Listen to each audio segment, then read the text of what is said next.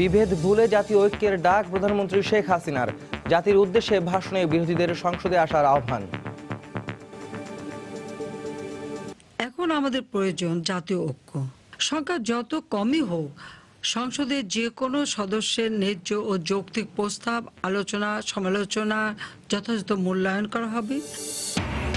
দুর্নীতিবাজদের বিরুদ্ধে জাতিকে ঐক্যবদ্ধ হতে প্রধানমন্ত্রীর বক্তব্য ভূমিকা রাখবে মত বিশিষ্টজনদের। রয়েছে তরুণদের উদ্বুদ্ধ হওয়ার নির্দেশনাও। অনাস্থা থেকেই ডিএনসিসি উপনির্বাচনে অংশ নেবে না বিএনপি, বললেন দলটির নেতারা। সিদ্ধান্ত পুনর্বিবেচনার আহ্বান। আওয়ামী লীগের মনোনয়নপত্র জমা।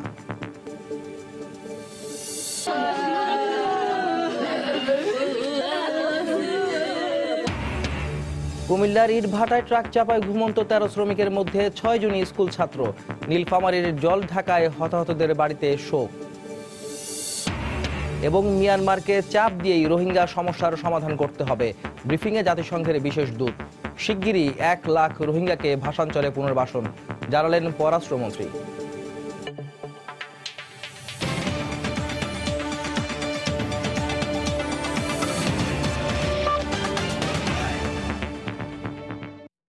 দেখছিলেন শিরোনাম। প্রবাসের সময় সঙ্গে আছে আমি আহমেদ সালেহিন।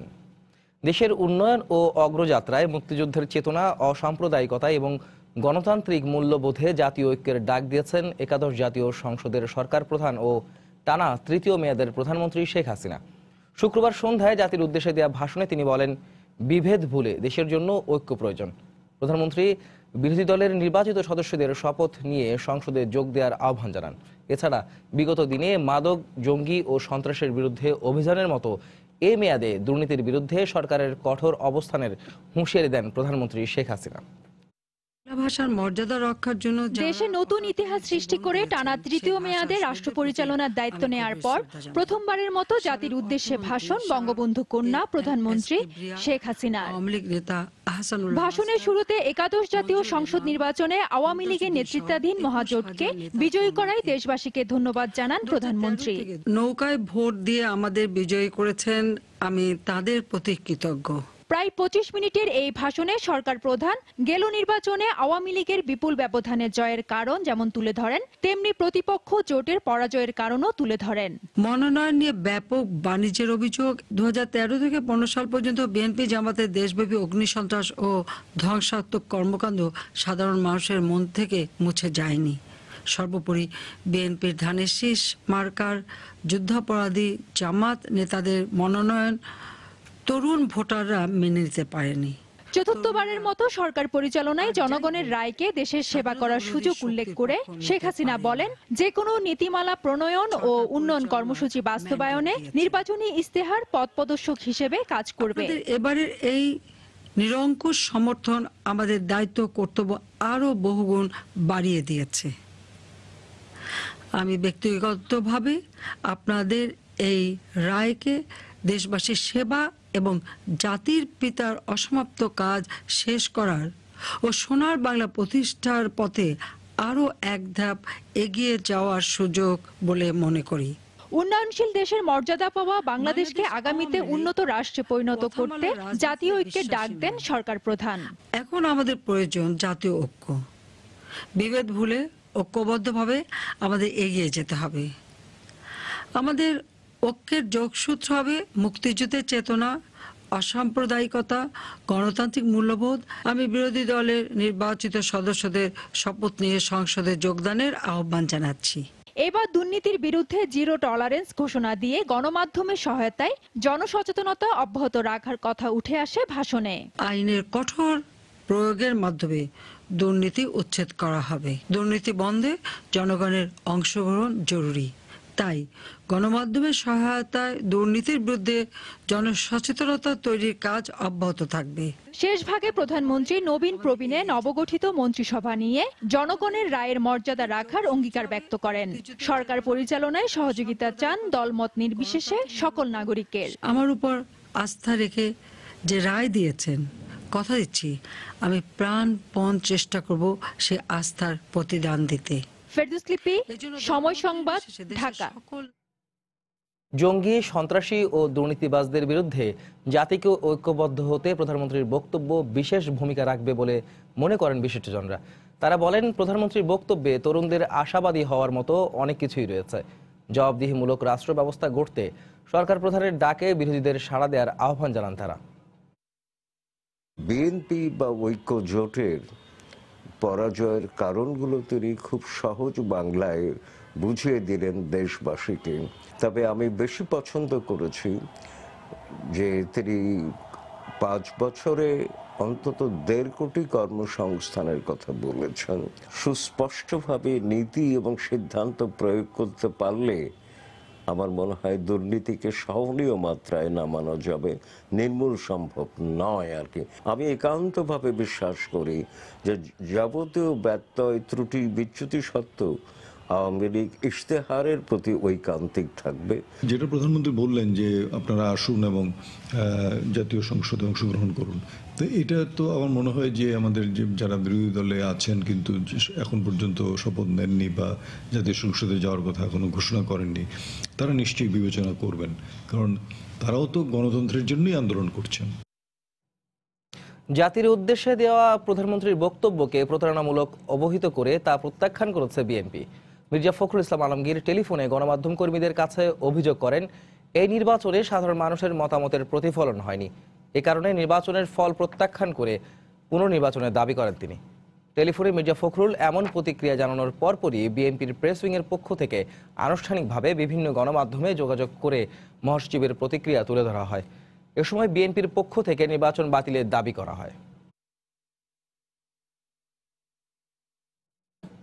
এবার অন্য প্রসঙ্গ। কুমিল্লার 14 গ্রামে নিহত 13 শ্রমিকের সবার বাড়ি নীলফামারীর জলঢাকা উপজেলায়। তাদের মৃত্যুতে স্তব্ধ গোটা এলাকা। নিহতদের মধ্যে 6 জন স্কুল ছাত্র। পড়ালেখার পাশাপাশি উপার্জনের জন্য ইট ভাটার শ্রমিক হওয়ার আলাদা আলাদা বাস্তবতা ছিল সবার জীবনে। তারিকুল ইসলামের ক্যামেরায় রতন সরকারের রিপোর্ট।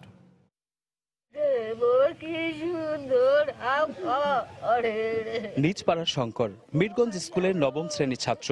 বাবা কেশব নিরুদ্দেশ হলে সংসারের অনিবার্য দায় ঠেকেছিল তার কাঁধে। এখন তার মরদেহের অপেক্ষা স্বজনদের। না পারবে কেন কথা না পড়তে বাবার কালে খুশি কসম মা মুই কসম বাবা বাড়ি আসবো না, কসম আমি দেরি যাই ফাগুন 4 মাস করে যাবো, সেজন ওটা চলিয়ে যাবো, সেজন ওটা দিয়ে আসছে সে। এই পাড়ার 6 জন নিহত হয়েছে 14 গ্রাম ট্র্যাজেডিতে। এদের সবাই স্কুল ছাত্র, কৈশোর পেরোয়নি কেউ। এই বয়সে কাজের জন্য গিয়ে এভাবে মৃত্যুর এক একটি করুণ গল্প আছে প্রত্যেকের। বই পাওয়ার পর কাছে এখন তো অবসর আছি, তাই সেই কারণে বাড়ি গেছি। কাছে আমি 1 মাস থাকি আসি, 1 মাস থাকিলে আমার কোচিং এর টাকা হবে। যারা 2 জন মারা গেছে এই 2 জন আমার ভাসতে হয়। আমার যে ভাই তিনি একজন পাগল, তার কোনো খবর নাই। সবার সম্মিলিত প্রচেষ্টায় যাতে এরা যেহেতু অসচ্ছল পরিবার, যাতে তাদের কিছুটা হলেও ক্ষতিপূরণ হয়। মর্মান্তিক এই ঘটনায় 13 জন মারা গেছে। সবার বাড়ি একই উপজেলার মিরগঞ্জ ও শিমুলবাড়ি ইউনিয়নে।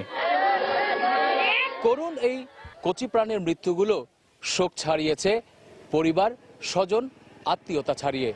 তাদের মৃত্যুতে আজ যেন শোকে মুহ্যমান পুরো জনপদ। রতন সরকার, সময় সংবাদ, জলঢাকা, নীলফামারী। এর আগে শুক্রবার সকালে কুমিল্লার 14 গ্রামে ইট ভাটায় ঘুমন্ত শ্রমিকদের উপর কয়লা বোঝাই ট্রাক উঠে গিয়ে এ দুর্ঘটনা ঘটে। আহত আরও 2 শ্রমিকের অবস্থা আশঙ্কাজনক বলে জানিয়েছেন চিকিৎসক। নীলফামারী থেকে সাকির হোসেন বাদল, কুমিল্লা প্রতিনিধি বাহার রায়হান এবং রিপোর্টার আতিয়ার সজলের তথ্য ও ছবিতে রিপোর্ট।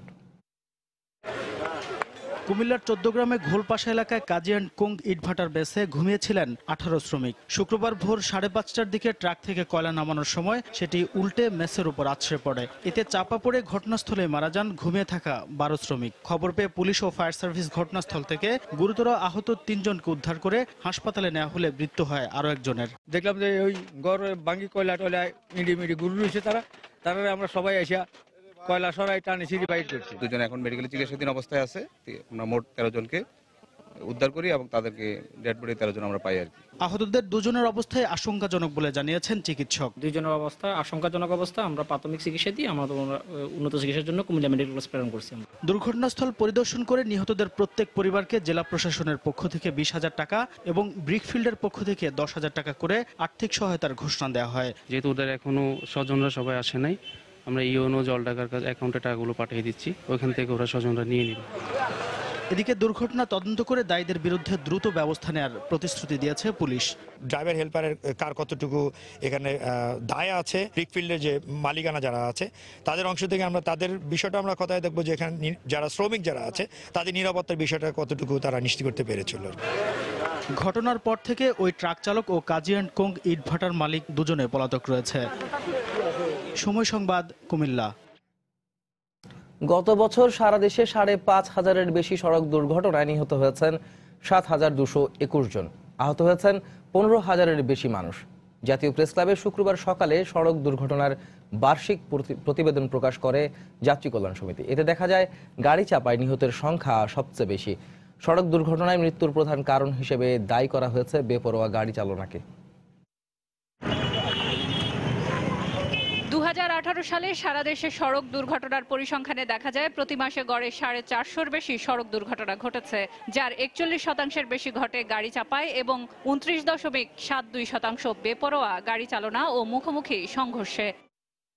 যাত্রী কল্যাণ সমিতির বার্ষিক প্রতিবেদন অনুযায়ী গত বছরের মোটা দাগে সড়ক দুর্ঘটনার কবলে পড়েছেন 1252 জন চালক ও শ্রমিক, 880 জন শিক্ষার্থী, 787 জন নারী, 487 জন শিশু, 231 জন আইন শৃঙ্খলা রক্ষাকারী বাহিনীর সদস্য এবং 106 জন শিক্ষক। এছাড়া বিভিন্ন পেশাজীবী আরো 270 জন দুর্ঘটনার কবলে পড়েন। এবারে সড়ক দুর্ঘটনা পর্যবেক্ষণে আমাদের যে সমস্ত কারণগুলো উঠে এসেছে আমরা দেখেছি বেপরোয়া গতিতে গাড়ি চালানো, বিপজ্জনক ওভারটেকিং, রাস্তাঘাটের নির্মাণ ত্রুটি, ফিটনেসবিহীন যানবাহন, যাত্রী ও পথচারীদের অসতর্কতা, চালকের অদক্ষতা, চলন্ত অবস্থায় মোবাইল ও হেডফোনের ব্যবহার। জাতীয় প্রেস ক্লাবে আয়োজিত সংবাদ সম্মেলনে গণপরিবহন বাড়ানোর তাগিদ দেয় যাত্রী কল্যাণ সমিতি। এছাড়া দুর্ঘটনা অনুসন্ধানের বিষয়ে আইনে উল্লেখ থাকা প্রয়োজন বলেও মনে করেন তারা। এখন বাংলাদেশে অনেক সড়ক হয়েছে কিন্তু চলার গতি কমে যাচ্ছে।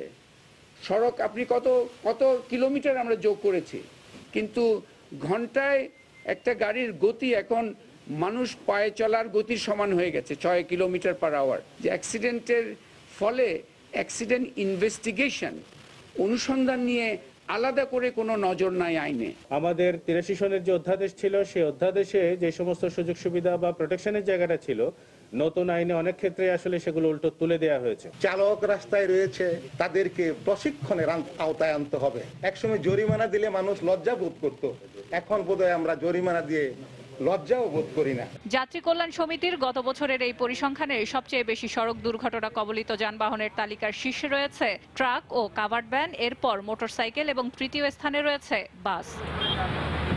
সেলিয়া সুলতানা, সময় সংবাদ, ঢাকা।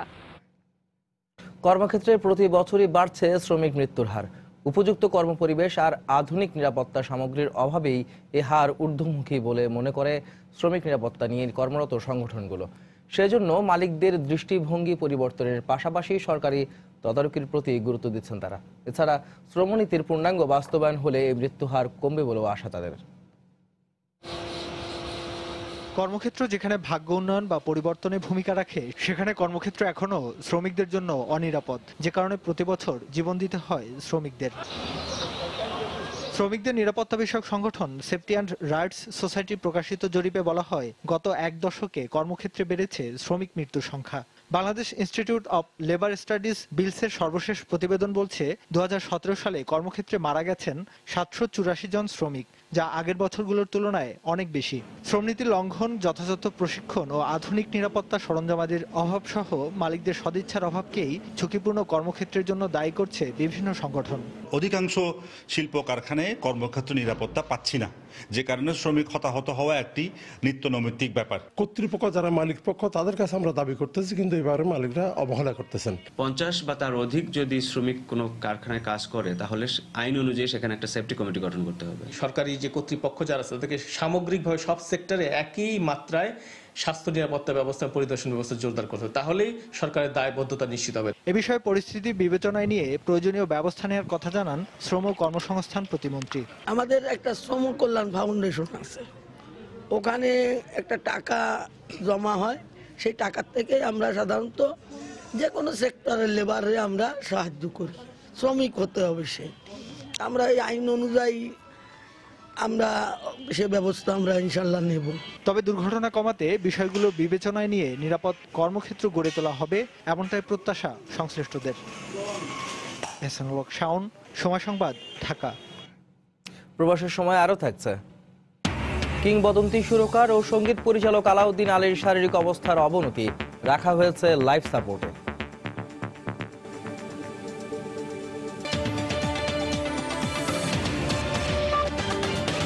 শিগগিরই কক্সবাজারের উখিয়া ক্যাম্প থেকে নোয়াখালীর ভাষাঞ্চরে 1 লাখ রোহিঙ্গাকে পুনর্বাসন করা হবে বলে জানিয়েছেন পররাষ্ট্রমন্ত্রী AK আব্দুল মোমেন। তবে শুক্রবার বিকেলে রাজধানীতে সংবাদ সম্মেলনে জাতিসংঘের রোহিঙ্গা বিষয়ক দূত ইয়াং হিলি বলেন, শুধু আহ্বান জানিয়ে নয়, মিয়ানমারকে চাপ দিয়েই রোহিঙ্গা সমস্যার সমাধান করতে হবে। এছাড়া রোহিঙ্গাদের প্রত্যাবাসনে মিয়ানমারের প্রস্তুতিতে হতাশা জানান সফরকারী এই জাতিসংঘ দূত। রোহিঙ্গারা বাংলাদেশে প্রবেশ করছে 17 মাস ধরে। তাদের ফিরিয়ে নিতে 2017 সালের নভেম্বরে দুদেশের মধ্যে চুক্তি করা হলেও সেটা এখনো রয়ে গেছে কাগজে কলমে। সবশেষ গত বছরের নভেম্বরে তারিখ ঘোষণা করা হলেও শেষ পর্যন্ত ব্যর্থ হয় প্রথম ধাপের প্রত্যাবাসন। এ অবস্থায় কক্সবাজারে বসতি এখন 11 লাখের বেশি রোহিঙ্গার। তাদের মধ্য থেকে 1 লাখ রোহিঙ্গাকে আগামী মাসে ভাষাঞ্চলে পুনর্বাসনের প্রক্রিয়া চলছে। কাজ শেষ হলে অল্প সংখ্যক লাখখানেক লোক ওখানে এখন কাজ চলছে, কাজের অনেক দূর অগ্রগতি হয়ে গেছে। শুক্রবার বিকেলে রাজধানীর একটি হোটেলে সংবাদ সম্মেলনে নিজের 6 দিনের বাংলাদেশ সফর নিয়ে কথা বলেন জাতিসংঘের রোহিঙ্গা বিষয়ক দূত। প্রত্যাবাসনে মিয়ানমার এখনো কোনো পরিবেশ তৈরি করেনি, হতাশা তার কণ্ঠে।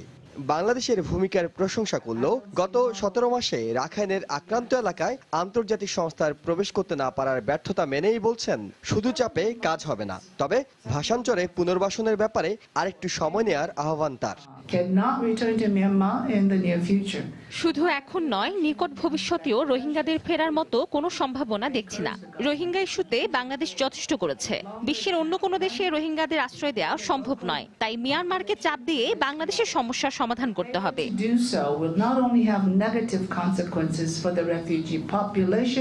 রাখাইনে জাতিসংঘের তত্ত্বাবধানে সেফ জোন করার প্রস্তাবও বাস্তবসম্মত নয়। মিয়ানমার সম্মত না হওয়া পর্যন্ত বাংলাদেশকেই এ দায়িত্ব পালন করতে হচ্ছে, এমন সুরেই জাতিসংঘ দূতের কণ্ঠে। এহসান জুয়েল, সময় সংবাদ, ঢাকা। টানা তৃতীয়বারের মতো সরকার গঠন করার প্রধানমন্ত্রী শেখ হাসিনাকে শুভেচ্ছা ও অভিনন্দন জানিয়েছেন মার্কিন প্রেসিডেন্ট ডোনাল্ড ট্রাম্প। ভোট দিয়ে নির্বাচিত করায় বাংলাদেশের জনগণকেও ধন্যবাদ জানান তিনি। রোহিঙ্গাদের আশ্রয় দিয়ে বাংলাদেশ মানবিক সহায়তার উজ্জ্বল দৃষ্টান্ত স্থাপন করেছেন বলেও উল্লেখ করেন মার্কিন প্রেসিডেন্ট। হোয়াইট হাউস থেকে পাঠানো শুভেচ্ছা বার্তায় ডোনাল্ড ট্রাম্প দুই দেশের মধ্যকার বাণিজ্যিক, অর্থনৈতিক ও গণতান্ত্রিক সম্পর্ক আরও সুদৃঢ় করার আশাবাদ ব্যক্ত করেন।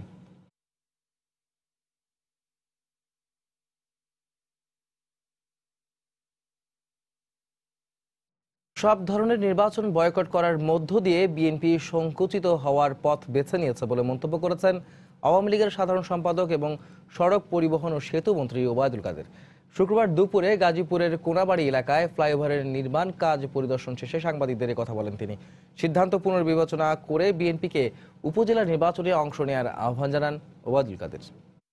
বিএনপিও মুসলিম লীগের পরিণতি দিকে যাচ্ছে কিনা, নির্বাচন বয়কটের মধ্য দিয়ে তারা তো নিজেদেরকে আরো সংকুচিত করার পথ, সর্বনাশা পথ, আত্মঘাতী পথ বেছে নিয়েছে। উপনির্বাচন, সিটি কর্পোরেশন, উপজেলা নির্বাচনে অংশগ্রহণের জন্য বিএনপি সহ সকল রাজনৈতিক দলকে, নিবন্ধিত দলকে নির্বাচনে অংশগ্রহণের আহ্বান জানিয়েছে।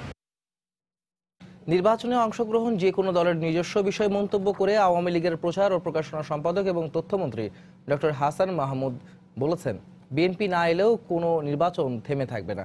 শুক্রবার সকালে রাজধানীর ধানমন্ডিতে আওয়ামী লীগ সভাপতির রাজনৈতিক কার্যালয়ে দলের প্রচার উপকমিটির সভা শেষে একথা বলেন তিনি।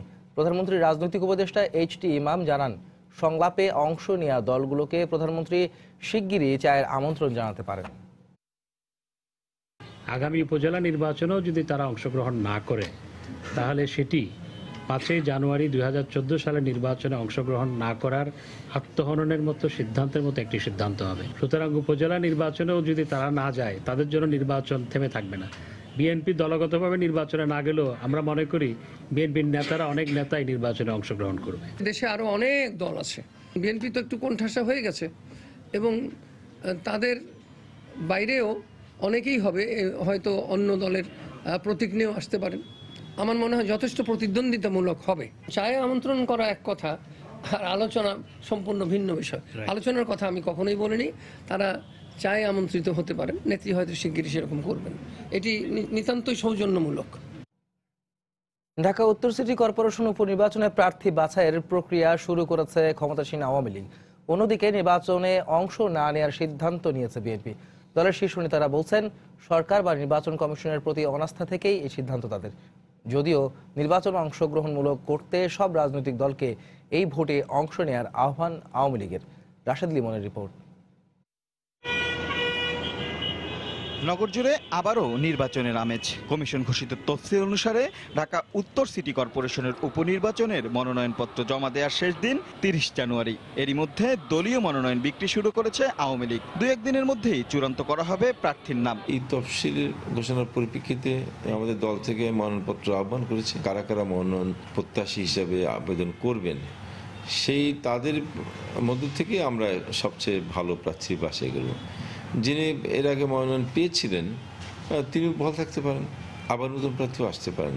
অন্যদিকে জাতীয় নির্বাচনের অভিজ্ঞতা থেকেই এই নির্বাচনে নিজেদের অংশ না নেয়ার কথা জানিয়েছেন বিএনপির শীর্ষ নেতারা। এই ধরনের নির্বাচনকে বৈধতা দিয়ে তো কোনো লাভ নাই। সংসদে বৈধতা নিয়ে প্রশ্ন হচ্ছে, নির্বাচন কমিশনের বৈধতা নিয়ে প্রশ্ন হচ্ছে। তো এদের সাথে এদেরকে নিয়ে কোনো নির্বাচনে যাওয়া তো দেশের মানুষের সাথে বিরোধিতা করা হবে। বিএনপি বলছে, পরিবেশ পরিস্থিতি অনুকূলে না থাকায় আপাতত তাদের ভাবনায় এখন আবারও জাতীয় নির্বাচন, আর নির্বাচনকে প্রাণবন্ত করতে সব দলকে অংশগ্রহণের আহ্বান আওয়ামী লীগের। বর্তমানে যে নির্বাচনটা হয়েছে জাতীয় নির্বাচন, এটাকে বাতিল করে আপনাকে নির্বাচন দিতে হবে। জনগণের এখানে নিরপেক্ষ সরকারের অধীনে নির্বাচন হতে হবে। নির্বাচনের পরিবেশ আসার পরে তারপরে নির্বাচনের প্রক্রিয়াতে যাওয়ার প্রশ্নগুলো উঠে আসবে, তাই না? স্থানীয় সরকারকে শক্তিশালী করার জন্য স্থানীয় নির্বাচনটা জরুরি। তো সেই বিবেচনায় আমাদের যেহেতু নির্বাচন কমিশন তফসিল ঘোষণা করেছেন, সেই হিসাবে প্রত্যেকটি নির্বাচনেই সব রাজনৈতিক দলগুলোর অংশ নেওয়া উচিত। সেই হিসেবে আমাদের সকলের প্রতি আহ্বান থাকবে। আগামী 28 ফেব্রুয়ারি উত্তর সিটি কর্পোরেশনের উপনির্বাচনের ভোট গ্রহণ। রাশেদ লিমন, সময় সংবাদ, ঢাকা।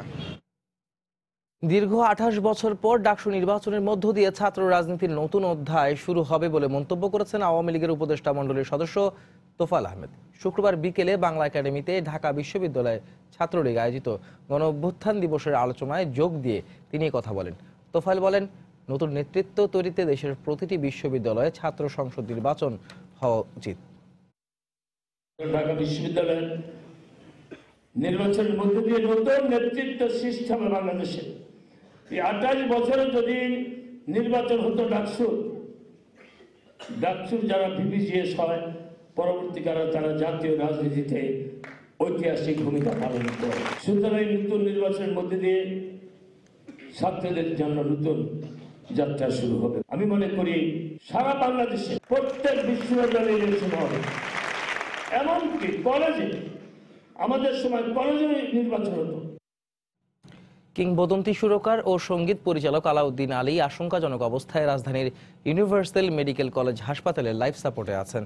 চিকিৎসক জানিয়েছেন, গত কয়েকদিনের তুলনায় তার অবস্থা আরও অবনতির দিকে যাচ্ছে। বাংলা চলচ্চিত্রের সঙ্গীত অঙ্গনে অবদান রাখা জনপ্রিয় এই সুরকারের সুস্থতার জন্য দেশবাসীর কাছে দোয়া চেয়েছেন তার পরিবার ও সাংস্কৃতিক ব্যক্তিরা। আর যদি কেউ ভালোবাসতো বাংলা চলচ্চিত্রের প্রায় ৩ শতাধিক গানের সুর সৃষ্টিকারী কিংবদন্তি সঙ্গীত পরিচালক আলাউদ্দিন আলী সঙ্গীত পরিচালনায় বিশেষ অবদানের জন্য ৮ বার পেয়েছেন জাতীয় চলচ্চিত্র পুরস্কার। বেশ কিছুদিন ধরে শ্বাসকষ্ট ও ফুসফুসের সমস্যা সহ বিভিন্ন রোগে ভুগছিলেন তিনি। অবস্থার অবনতি হলে গত মঙ্গলবার রাতে হাসপাতালে ভর্তির পর থেকে লাইফ সাপোর্টে রয়েছেন জনপ্রিয় এই সুরকার। ওনার হার্টটি বন্ধ হয়ে যায়, যেটাকে আমরা কার্ডিয়াক অ্যারেস্ট বলি। তো এই সবগুলি বিষয়কে একসাথে ম্যানেজ করে সিপিআর দিয়ে হার্টকে ফিরিয়ে আনতে প্রায় 15 মিনিট সময় লেগেছে। তো এই বিষয়টা ভালো জিনিস না। এর মধ্যে তাকে আমরা আর্টিফিশিয়াল ভেন্টিলেশন বা লাইফ সাপোর্ট যেটাকে বলা হয় সেটা দিয়েছি। সামগ্রিকভাবে যদি আমি সামারি করি, উনি কিন্তু ভালো নেই, উনি ঝুঁকিপূর্ণ এবং আসলে যে কোনো সময় যে কোনো দুর্ঘটনা ঘটতে পারে।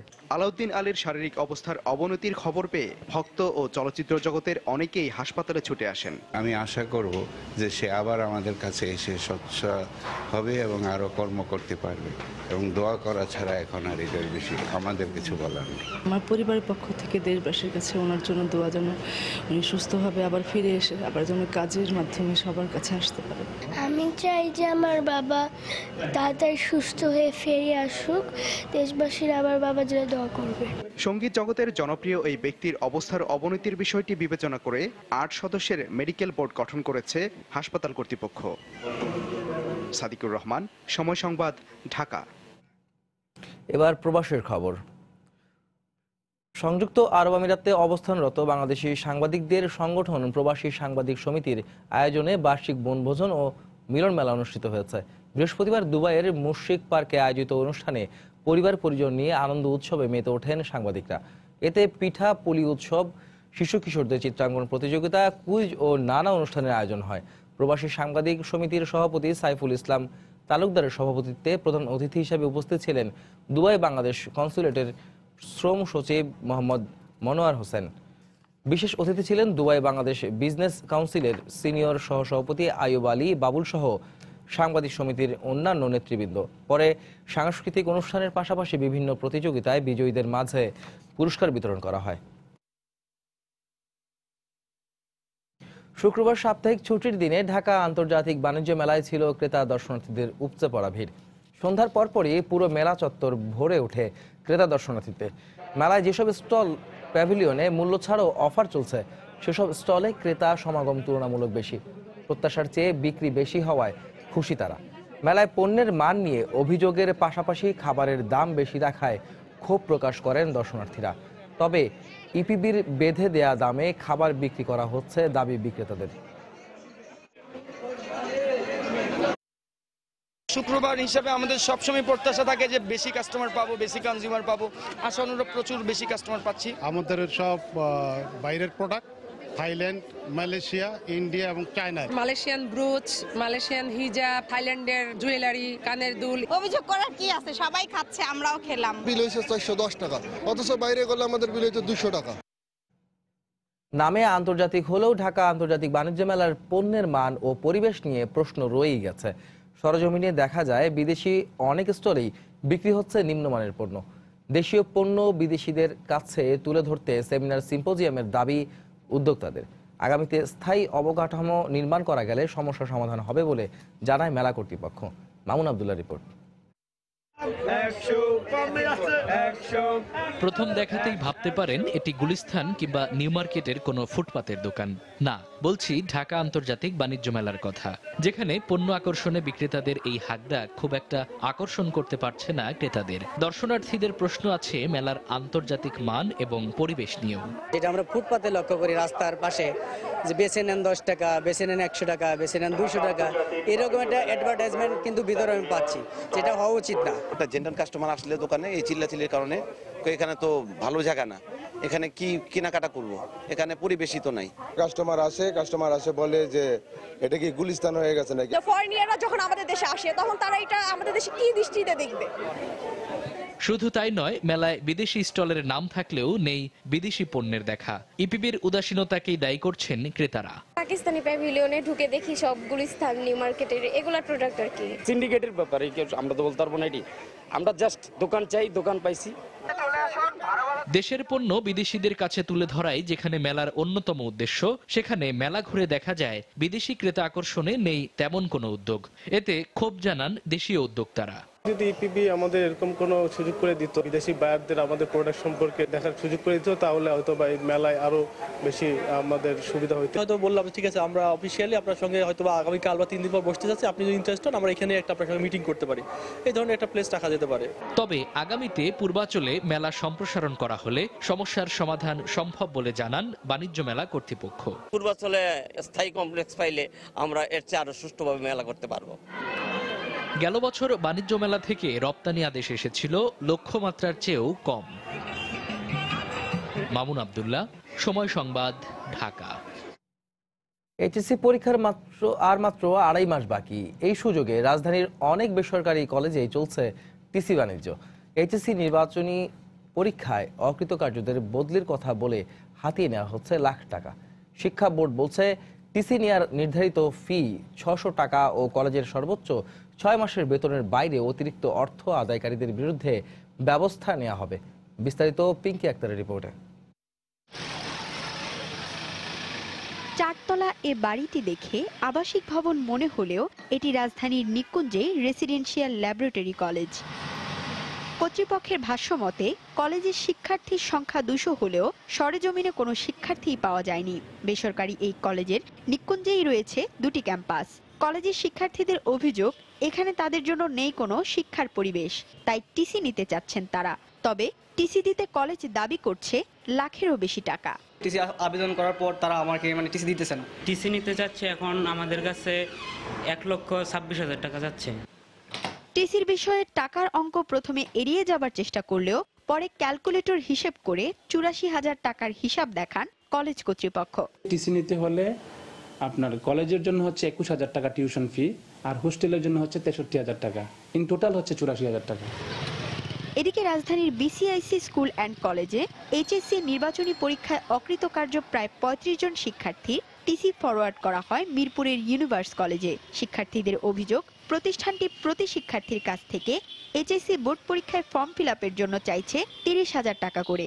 এক সাবজেক্টে ফেল হওয়ার কারণে আমরা সবাই বিসিআইসি কলেজ থেকে টিসি নিয়ে ইউনিভার্সাল কলেজে আসছি। বিসিআইসি কলেজে আমরা টেস্ট পরীক্ষা দেওয়ার পর 2 বিষয় ফেল গেছিল, তারপরে এই কলেজে আমরা সবাই আসছি। আসার পর স্যার বলছে তোমাদের এরকম দেওয়া যাবে, সিট আছে, তবে মোট টোটাল 30,000 টাকা, আনুমানিক আর কি। এখানেও কলেজ কর্তৃপক্ষ হিসাব নিয়ে দেখান নানা অজুহাত। অবশেষে হিসাব কষে 19,000 টাকা খরচ দেখাতে সক্ষম হন তিনি। অ্যাডমিশন ফিস হচ্ছে আপনার 10,300 টাকা, 1200 টাকা করে 6 মাসের বেতন। ঢাকা শিক্ষা বোর্ডের কলেজ পরিদর্শক এই টিসি বাণিজ্য বন্ধ করতে অভিযুক্ত প্রতিষ্ঠানের বিরুদ্ধে ব্যবস্থা নেয়ার কথা বলেন। বোর্ডের যে নীতিমালা সেখানে টিসি বাবদ 600 টাকা নির্ধারিত। যদি কেউ অবজেকশন দেয় যে না পাশ করে নাই, তারপরও কেন দিল, সেই ক্ষেত্রে আমরা দেখব। আমরা এই ব্যাপারে কোনো ছাড় দিব না। দেশে দিন দিন বাড়ছে শিক্ষার হার, সেই সাথে গড়ে উঠছে নতুন নতুন শিক্ষা প্রতিষ্ঠানও, যাদের অধিকাংশেরই নেই শিক্ষার পরিবেশ। এ ধরনের প্রতিষ্ঠানের যখন মুখ্য উদ্দেশ্য শিক্ষা সেবা না হয়ে ব্যবসা হয়, তখন তা শিক্ষার গুণগত মানকে প্রশ্নবিদ্ধ করে। পিঙ্কি আক্তার, সময় সংবাদ, ঢাকা। কক্সবাজার উপকূলে বেপরোয়া হয়ে উঠেছে জলদস্যুরা। এতে শীত মৌসুমে সাগরে মাছ ধরতে না পেরে দিশেহারা জেলেরা। জলদস্যু বাহিনীর কিছু সদস্য আত্মসমর্পণ করলেও চিহ্নিতরা এখনও ধরাছোঁয়ার বাইরে। পুলিশের দাবি জলদস্যুদের বিরুদ্ধে অভিযান চলছে। সুজাউদ্দিন রুবেলের তথ্য ও মোহাম্মদ ফারাজের ছবি নিয়ে রিপোর্ট। বঙ্গোপসাগরের ট্রলারে মাছ শিকার করে জীবিকা নির্বাহ করে কক্সবাজারের জেলেরা। কিন্তু বঙ্গোপসাগর এখন জেলেদের জন্য আতঙ্ক। তাই সাগরে মাছ শিকারে না গিয়ে কক্সবাজারের বাঁশখালী নদীর মোহনায় নোঙর করা ট্রলারে বসে সময় কাটাচ্ছেন তারা। জেলেদের অভিযোগ, শীত মৌসুমে বঙ্গোপসাগরের কক্সবাজার উপকূলে বেপরোয়া হয়ে উঠেছে জলদস্যুরা। প্রতিদিনই জলদস্যুরা তাদের মারধর করে জাল ও মাছ লুট করে নিয়ে যাচ্ছে। সেই সাথে অনেক জেলেকে অপহরণ করেও মুক্তিপণ আদায় করছে। জলদস্যুরা মাছ নিয়ে যায়, মারধর করে, এই সমস্ত আছে। বড় ট্রলার আমাদের মতো ছোট ট্রলার দ্বারা ভিড়গা ওই লাডি দাও কুড়ে লইয়ে মাইরকে ধরগে ওরা আর কি মাছ পোনা উঠে নিয়ে যায়। 4টা ট্রলার এই 4 দিন আগে ধরে নিছে। এর ভিতরে 2টা বোট সহ মাঝিশো নিয়ে গেছে, 2টা ছেড়ে দিছে। আমরা সরকারের কাছে চাই যে ছোটখাটো যে জলদস্যু আছে তাদের বিরুদ্ধে সরকার আইনত ব্যবস্থা নেবে। কক্সবাজারের পেকুয়া, কুতুবদিয়া ও সদরের চিহ্নিত জলদস্যুরা এখনো ধরা ছোঁয়ার বাইরে থাকায় সাগরের জলদস্যুতা বন্ধ হচ্ছে না বলে দাবি জেলা ফিশিং বোট মালিক সমিতির নেতার। যে চিহ্নিত জলদস্যুরা আছে এরা কোনো আত্মসমর্পণ করে নাই। এদের মধ্যে খুব নগণ্য কয়েকজন করলেও এরা ছোটখাটো জলদস্যু, বড় জলদস্যু এখনো কেউ আত্মসমর্পণ করে নাই। তবে জেলা পুলিশের এ শীর্ষ কর্মকর্তা জানালেন, জলদস্যুদের ধরতে পুলিশের অভিযান অব্যাহত রয়েছে। আমরা যখন উপকূলে তাদের বিষয়ে তথ্য পাই, আমরা চেষ্টা করি তাদের বিরুদ্ধে ব্যবস্থা নেওয়ার জন্য। আমরা আপনার কিছুদিন আগেও এরকম একটা গ্রুপের সন্ধান পেয়েছিলাম এবং তাদেরকে আমরা আইডেন্টিফাই করে তাদেরকে চট্টগ্রামের বাঁশখালী, তারপর আপনার পেকুয়া থেকে আমরা তাদেরকে অ্যারেস্ট করেছি। জেলা ফিশিং বোট মালিক সমিতির দেয়া তথ্য মতে গত 2 মাসে বঙ্গোপসাগরের কক্সবাজার উপকূলে 2 শতাধিক ছোট বড় মাছ ধরার ট্রলার জলদস্যুতার শিকার হয়েছে। সময় সংবাদ, কক্সবাজার। কিশোরগঞ্জে এক যুবলীগ নেতাকে কুপিয়ে হত্যা করেছে দুর্বৃত্তরা।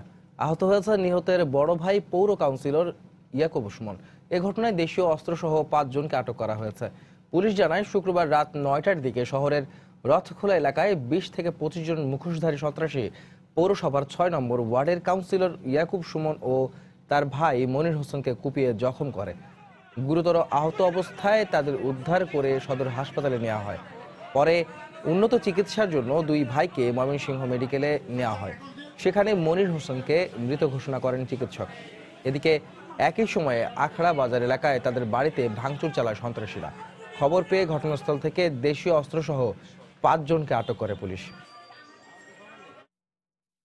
নড়াইলে গ্যাস সিলিন্ডার বিস্ফোরণে একই পরিবারের 3 জন সহ 8 জন দগ্ধ হয়েছেন। এদের মধ্যে গুরুতর আহত 4 জনকে হাসপাতালে ভর্তি করা হয়েছে। এলাকাবাসী জানান, শুক্রবার দুপুরে সদর উপজেলার সাধুখালী গ্রামে সবুর ফকিরের বাড়িতে রান্না করছিল মেয়ে মুন্নি। এ সময় পাইপের লিকেজ থেকে আগুন ধরে যায়। বাড়ির অন্য সদস্য ও প্রতিবেশীরা আগুন নেভানোর চেষ্টার সময় হঠাৎ গ্যাস সিলিন্ডার বিস্ফোরণ হয়। এতে সবুর ফকির, তার মেয়ে ও ছেলে এবং প্রতিবেশী সহ 8 জন দগ্ধ হয়। এদের মধ্যে 4 জনকে গুরুতর আহত অবস্থায় উদ্ধার করে সদর হাসপাতালে ভর্তি করা হয়। বাকি 4 জনকে প্রাথমিক চিকিৎসা দেওয়া হয়েছে।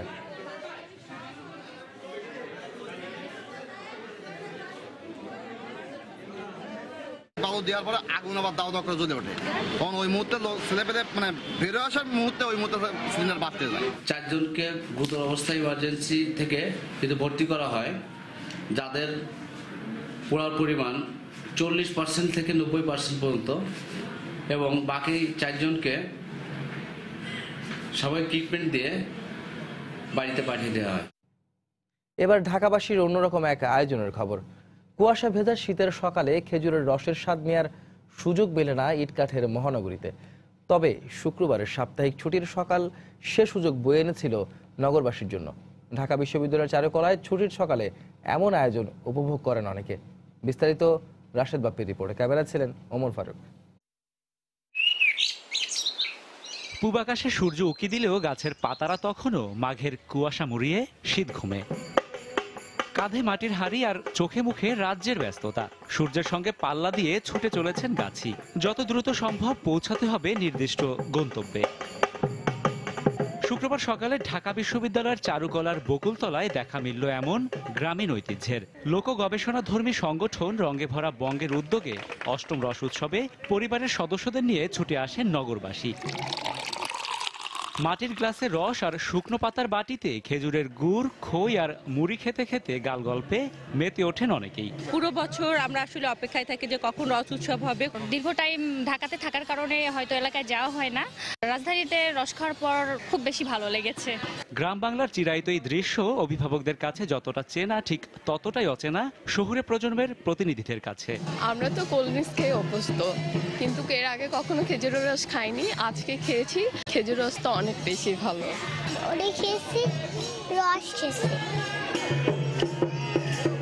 খেজুরের রসের মিষ্টতা আরো বাড়িয়েছে গ্রামীণ শিল্পীদের পরিবেশনা। ঐতিহাসিক মনসা মঙ্গলের বেহুলার ভাসান অংশটুকু পরিবেশন করেন টাঙ্গাইলের অর্জুনার খোকা মণ্ডলের নাচারের দল। অভিভাবকরা যেন তাদের সন্তানদেরকে অন্ততপক্ষে গ্রামীণ বিভিন্ন জনপদের সাথে বিভিন্ন সাংস্কৃতিক ঐতিহ্যের সাথে পরিচয় ঘটান। আমাদের মূল উদ্দেশ্য হলো বাঙালি যে রসপ্রিয় জাতি তাদের সেই রসবোধকে জাগিয়ে রাখা। আয়োজকদের বিশ্বাস, যে কোনো সংকট উত্তরণের পথ বাতলে দিতে পারে বাঙালির চিরায়ত রসবোধ। বকুলতলার এই আয়োজন কিছু সময়ের জন্য হলেও শহুরে জীবনে এনে দিয়েছে গ্রামীণ প্রশান্তি। সেদিন হয়তো খুব বেশি দূরে নয় যেদিন নাগরিক মন আর আটকে থাকবে না ব্যস্ততার অজুহাতে। মানুষ খুঁজে নেবে তার শেকড়, ইতিহাস আর ঐতিহ্য। রাশেদ বাপ্পি, সময় সংবাদ, ঢাকা। এ পর্যায়ে শীর্ষ সংবাদ জানিয়ে দিচ্ছি আরেকবার। বিভেদ ভুলে জাতীয় ঐক্যের ডাক প্রধানমন্ত্রী শেখ হাসিনার। জাতির উদ্দেশ্যে ভাষণে বিরোধীদের সংসদে আসার আহ্বান। এখন আমাদের প্রয়োজন জাতীয় ঐক্য। সংখ্যা যত কমই হোক, সংসদের যে কোনো সদস্যের ন্যায্য ও যৌক্তিক প্রস্তাব আলোচনা সমালোচনা যথাযথ মূল্যায়ন করা হবে। দুর্নীতিবাদদের বিরুদ্ধে জাতিকে ঐক্যবদ্ধ হতে প্রধানমন্ত্রীর বক্তব্য ভূমিকা রাখবে মত বিশিষ্টজনদের। রয়েছে তরুণদের উদ্বুদ্ধ হওয়ার নির্দেশনাও। অনাস্থা থেকেই ডিএনসিসি উপনির্বাচনে অংশ নেবে না বিএনপি, বললেন দলটির নেতারা। সিদ্ধান্ত পুনর্বিবেচনার আহ্বান। আওয়ামী লীগের মনোনয়নপত্র জমা।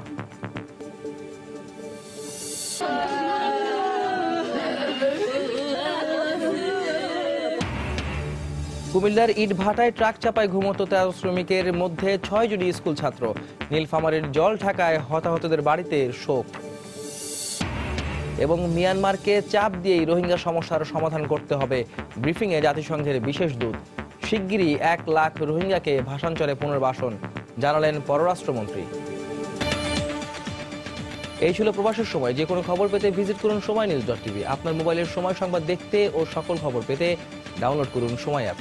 এছাড়া এইমাত্র পাওয়া খবর আপনার মোবাইলে পেতে SMS করুন *BN লিখে পাঠিয়ে দিন 16242 নম্বরে। সঙ্গে থাকুন সময়।